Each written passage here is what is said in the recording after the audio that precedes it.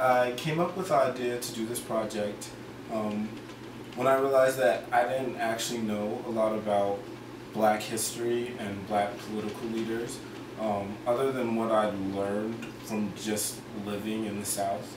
So while I didn't know a lot about Martin Luther King's ideologies, I knew like everything about Selma and the March to Birmingham, and like where he was assassinated. I knew like specific details about his life, but not really his overarching goal. And I remember for a really long time I thought that like non-violence was the only way to make a political movement work, because that's what I was taught essentially.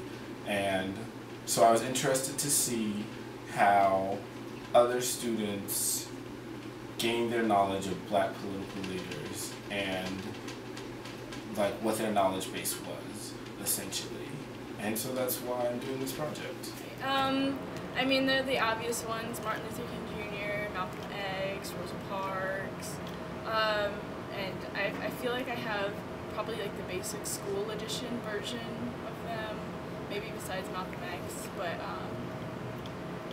as far as like other like Black political leaders, I mean, there's like Huey Newton, Bobby Seale, Black Panther founders, and then there's like Fred Hampton, who was killed in a Chicago police raid, murdered next to his pregnant wife.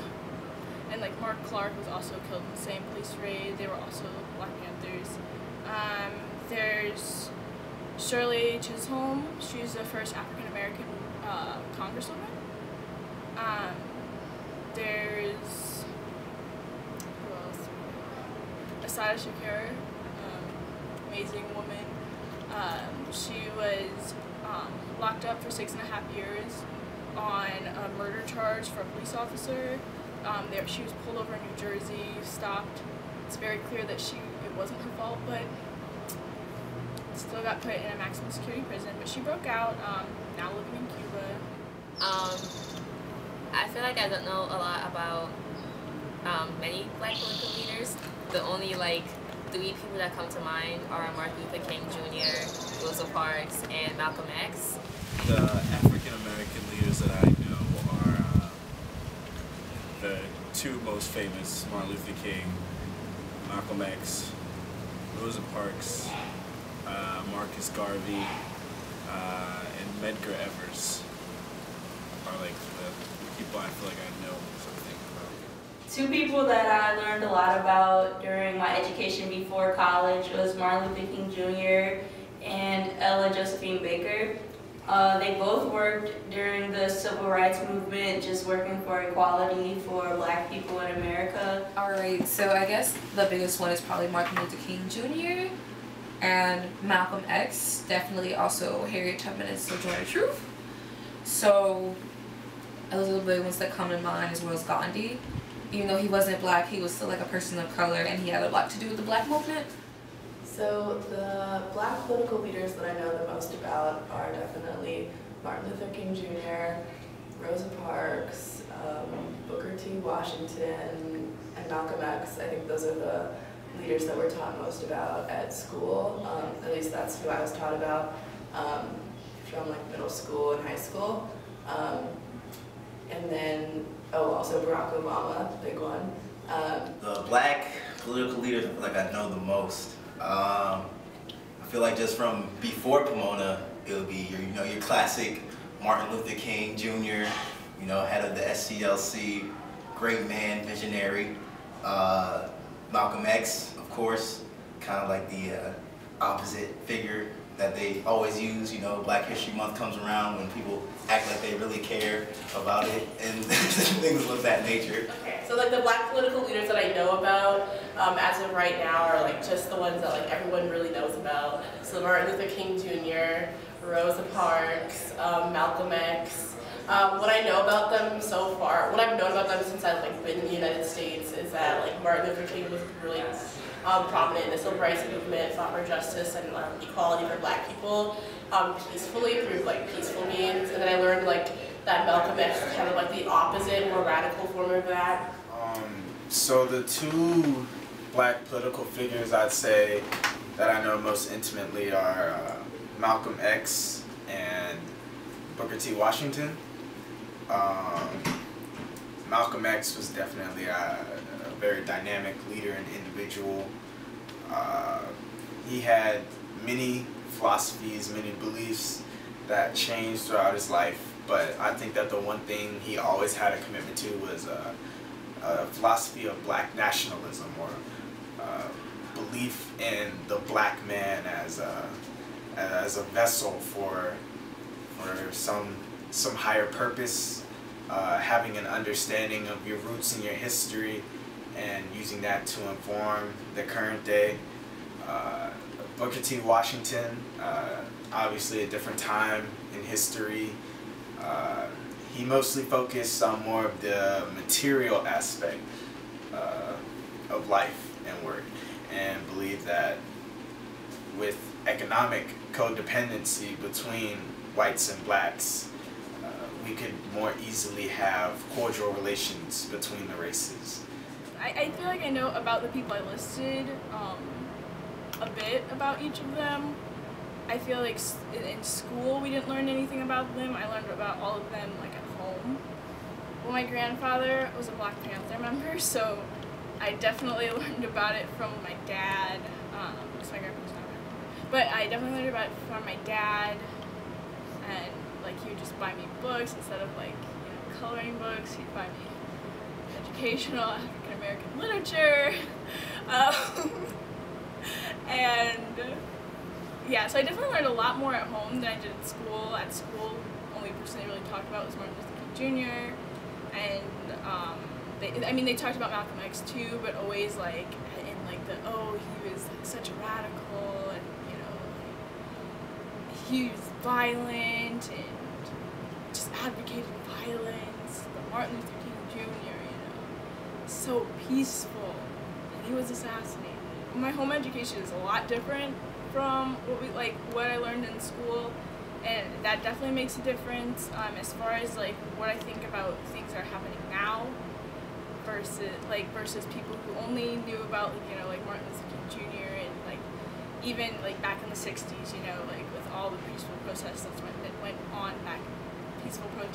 back then. I learned about those three in school, so mostly like you get introduced to them through like social studies in like 7th grade, and then I guess like US history in high school. But I was never into history much, so I never took time out of my day or just like when I do research to learn more about what I was told.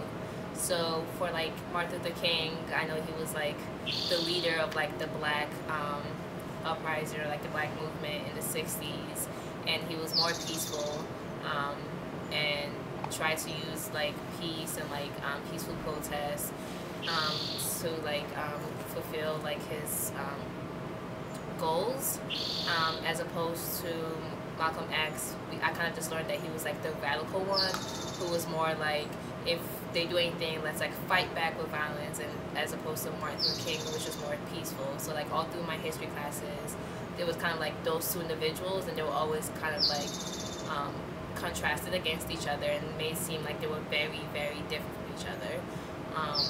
And then there's like Rosa Parks, and we learned about like how she sat in on the bus, and that's about it. And like from my previous knowledge, I think she was more like a Martin Luther King type person, as in like more like peaceful, than Malcolm X. And I think that's the extent of my knowledge on black political leaders. Because I learned most about Martin Luther King, I've definitely been taught to think that like protests or just like uprisings or anything should be more peaceful. But I don't know like where's the line between what I've learned and just like who I am as a person, because I am a more peaceful person. Like I don't believe you should resort to violence at all. That's just my ideology. So I don't really know if like if it's influenced by who I am or just what I've been told. Like for me, it's like a gray line. But then like when I think of like the most recent events in Baltimore, and like how Martin Luther King is kind of like portrayed in the media, and they're like, what will Martin Luther King do? So I feel like we're kind of taught these people in a way to influence how we think about things. So I think like in the grand scheme of things, like we are taught these people in ways to like influence our ideologies. But for me personally, it's just a thin line because I do agree with peaceful protests and things of that nature. I know my mom was very big on me knowing about these people. I wanted to know about like actors that everyone else loved, pop stars. But my mom really was like, you need to know about these people. I remember in middle school, we had to do this project where you pretty much looked up, researched this specific person, and then acted them out. And I wanted to do like Will Smith. And my mom was like, no, you have to do Medgar Evers. I was so upset. So I spent, I think, a month or two researching this guy. And then I came in with this suit on, and I was like, I'm Medgar Evers, and I did this, and I did that. Martin Luther King, I learned about him all throughout my education, elementary school, middle school, high school. And Ella Josephine Baker, I didn't learn about her until my senior year in high school when I had to do a project on her for my African American studies class. I know that Ella Josephine Baker, she did a lot of work with like the Freedom Rides and working with SNCC and just getting college students to be active in the civil rights movement. And Martin Luther King did a lot of work with marches and just like going to Congress and the president and trying to get change for African American people. I believe their wishes for America was just to have equal rights for Black people, and they both went about them in similar and different ways. I learned about them in school. Growing up in the South, it's actually been tested that we actually know some parts of history better than others because it happened there. Like people in the Northeast usually know more about like the Revolution and stuff. Well, the South wasn't about that because we had civil rights, and so they focused mainly on just lynching and the history and Martin Luther King. I actually remember when I was little, I used to think that Martin Luther King freed the slaves until I was 5 years old. So, just Martin Luther King Jr. has always been a big part of my life. And his name has always been flung around. Malcolm X to another extent. And then, you know, later on, like Harriet Tubman during Black History Month, which was kind of awkward being in a school, mostly Black children having Black History Month, and still us celebrating it one time of the year when we were all mostly Black. So I learned a lot from my high school history teacher, who was the bomb, and he gave us more of a concrete and rounded view of who these people were and what Martin Luther King Jr. actually said and why Malcolm X got like assassinated and who he was, and also about Garveyism and things like that. He gave us a more realistic view. So my dad was very much a Malcolm X fan. He was like, sometimes you gotta hit a bat with a bat, and he told me that. And then he talked about his childhood growing up in the South and how he related a lot of things to him. He told me he couldn't come back one summer because it was after Martin Luther King got shot. His mom was worried that something might happen to him if he came back down home. So he stayed in New York for like a year or two, or a summer or two, because he was afraid to come home. So I really relate those figures to what they've had on my parents, the impact on my parents' lives, because my parents were born in my dad was born in '56 and my mom was born in '62, so pretty much in the thick of it. One that I wouldn't have learned about if not for my own interest was Nelson Mandela. I had to write a paper on basically anything I wanted my senior year of high school for the IB program. So I chose to do mine on Nelson Mandela and the anti-apartheid movement in South Africa. But other than that, definitely a huge focus on Martin Luther King Jr. Mostly what I know about him is his work with the NAACP. Not much else other than like superficial stories about Rosa Parks. But I actually feel like I've learned a lot coming here, especially when I took my first history class called All Power to the People. That really opened me up to a new experience because it really looked at like the different social movements that were occurring during the times. So I feel like now I have a better knowledge of people, say Ella Baker, who I never knew about before, who was a key part of organizing in the fields and getting startups going for different groups such as like SNCC. Congressman John Lewis, who was a big part of SNCC, who was there at the March on Selma, who dedicated his whole life towards working towards equality for African Americans, and is still working towards that today. You know, even like Huey P. Newton and one of the founders of the Black Panther Party, and Bobby Seale, the two who founded the Black Panther Party, where they stood for, you know, even the Black Panthers themselves, just understanding more, like, it wasn't just about using violence to solve their problems or anything like that. It was that they were willing to defend themselves, they're willing to resort to violence if necessary, if that's what they needed. And I feel like taking a history class, even though it wasn't, you know, like a Black Studies class or anything like that, it just really opened me up to this whole new experience, that all this new information I never had before. So I was really appreciative of that. I'd probably say I learned the most about these figures here in that history class, because prior to this, going to high school, throughout high schools, you don't really get too much information on Black leaders other than in Black History Month, and even then they give us the shortest month to cover some basic things, you know what I mean? So you don't get exposed to that, especially like the school I went to. It was a very prestigious school, so even if you brought up like, all right, let's learn about some figures, they probably wouldn't even touch on it. They're like, well, you can do that on your own time, so have fun. I think that the reason that I don't know a lot of like Black political leaders in the United States is because I grew up in Canada for 12 years.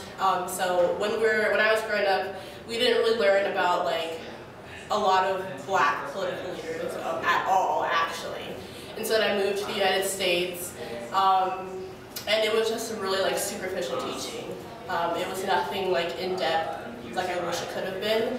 And then I think that I guess some other non-American political leaders that I know of are, there's General Ojukwu, who is like a Black, or he is a Nigerian, he was a Nigerian general in the Biafra War, so like the fight for independence for Nigeria. And I learned that from like my dad and my parents, like stories that they would tell me. And then Nelson Mandela, like a lot of people know, he ended the apartheid, the first South African president. And that's pretty much it.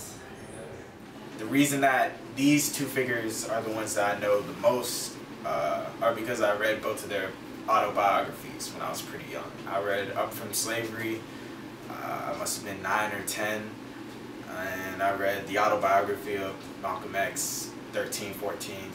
So it gave me a lot of insight and depth into the way they think, not just about policies and about the world, but the way they live their own lives, their lived experiences, their psyche, their relationships. And I think that, to me, those paint a more holistic picture of the men than just looking at what they did in the public eye. It's better to kind of break down the walls and understand the entire picture, the entire face of these people, if you want to look up to them as leaders. After doing this project, I would say that it's obvious that up to the high school level, our education system is failing us, because you have Black students that are dismally uneducated about their history, things that relate directly to them, which I don't think it's any surprise that we have a Eurocentric-based history and education. That's just the way the system was set up. The people that I interviewed that knew the most about Black history and Black political leaders tended to be the ones that learned it from home, from a family member, went out and learned about it by themselves because they were interested, or they didn't learn about a lot of these things until they got to college. I'm one of those people. I remember last semester sitting in Daryl Smith's class, and we read an excerpt from Malcolm X's autobiography. Malcolm X, who is just very vilified in high school education. And I remember opening it and reading it, and I'm like, wow, I completely agree with what he's saying. Why have I not like read any of this before? Why didn't I know anything about him before? And I think it's really important to have black students be educated about their history and their past. And so this is a visual representation so that we can see like just how large the inequity is just among these students that I interviewed. Lift every voice.